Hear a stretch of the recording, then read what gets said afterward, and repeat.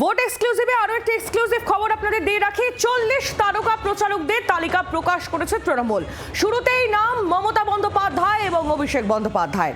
তারকা প্রচারকের তালিকায় রয়েছেন প্রতীকুর রহমান, তালিকায় কোয়েল মল্লিক থেকে দেব, অনুব্রত মণ্ডলের নামও রয়েছে এই তালিকায়। তৃণমূলের তরফ থেকে যে তালিকা প্রকাশ করা হয়েছে স্টার ক্যাম্পেনারদের, সেই তালিকা আপনারা দেখতে পাচ্ছেন।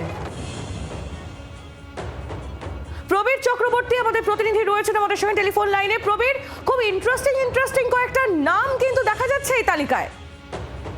দেখো, স্টার ক্যাম্পেইনার যে লিস্ট বেরিয়েছে সেখানে যেমন মমতা বন্দ্যোপাধ্যায়, অভিষেক বন্দ্যোপাধ্যায়ের নাম আছে। সেখানে দেখা যাচ্ছে যে সদ্য তৃণমূল কংগ্রেসে যোগ দিয়ে রাজ্যসভার সাংসদ হওয়া কোয়েল মল্লিকের নাম রয়েছে, সদ্য তৃণমূল কংগ্রেসে যোগ দেওয়া প্রতীকুর রহমানের নাম রয়েছে।